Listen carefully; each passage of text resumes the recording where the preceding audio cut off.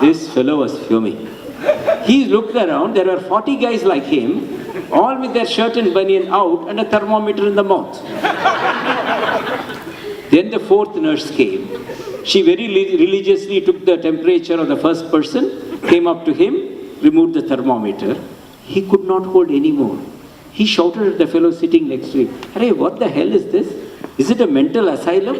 I came here for a small little cut injury and this is what they did for me." That man said, "Patience. Be patient. Look at me. I am the postman for this region for the past 25 years.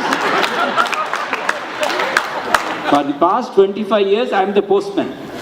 Every day I will come, they will remove my shirt and banian, they will give a thermometer, and at the end, I will give my post and go away." Dear friends, I am sure I have not tested your patience here.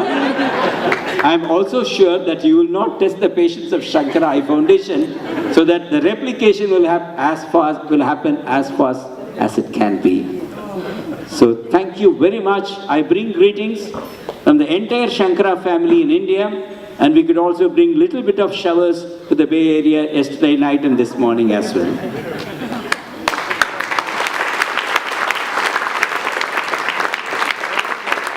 It's such a wonderful gathering of people from different parts of India and some of our friends from the United States as well. We thought it's apt to conclude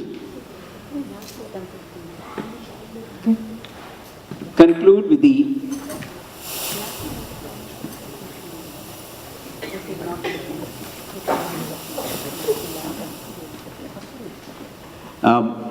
a friend of mine made a 30 seconds film on the joy of giving, which all of you are enjoying. The joy of giving in just 30 seconds. Kindly watch, please.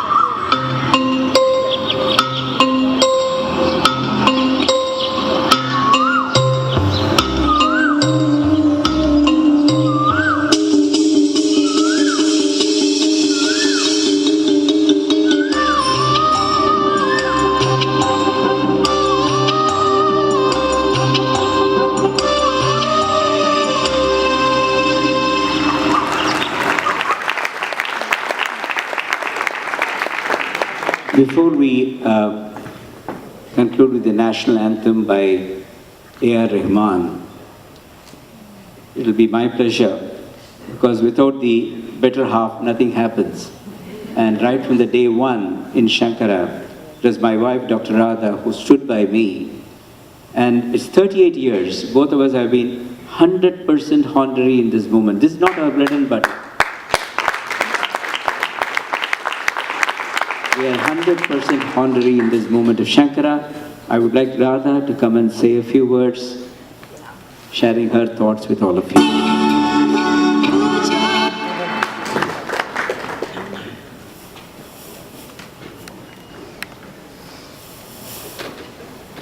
Being his wife, he will not say much, so I want to add about Dr. Radha. We don't even have her biodata, because she doesn't like to come on stage. She always stays in the back, so we call her the backbone. She is the backbone, really.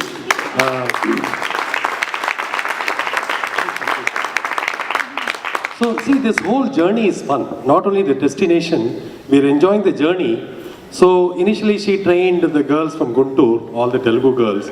So, when we go there, we see them in all beautiful blue uniform. And then she trained people, the girls from Karnataka.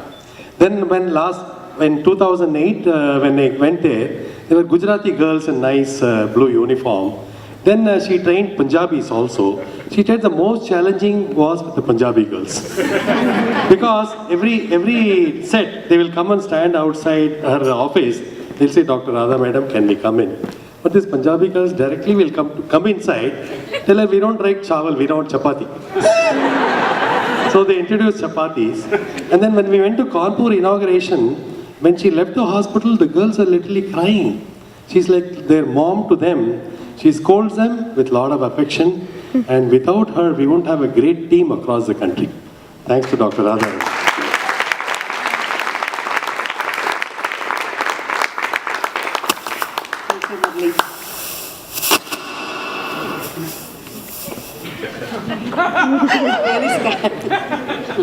It's my pleasure and privilege to be with all of you. He said I'm the backbone, but usually backbone never show up. It is a face that faces the world, and Ramani is the face of the institution. So we all stay behind and support him.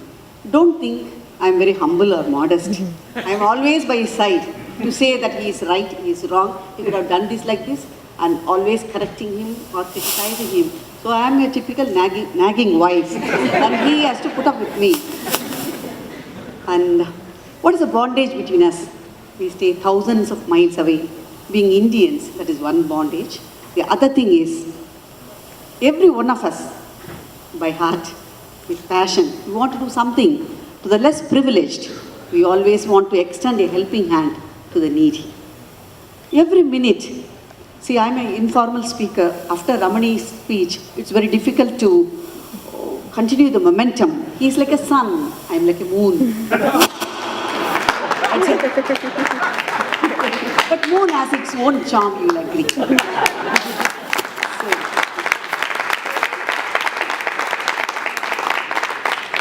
Thousands of men are born into this world every minute, and thousands leave this world every minute. But very few leave behind their footprints. They are legendary, like Mahatma Gandhi, Mother Teresa, and Vivekananda, who have lived for a cause, who have lived for the humanity. All of us cannot become like them, but every one of us can do something, can make a difference. And I always feel, if you can make a life breathe easier, that is worth living. And small deeds done by simple people will have an extraordinary momentum and effect. So that's how we are all here as a part of Shankara movement. And we were fortunate to start that movement. And vision, you will all agree that it's of the 5 senses, that is the most precious gift God has given us.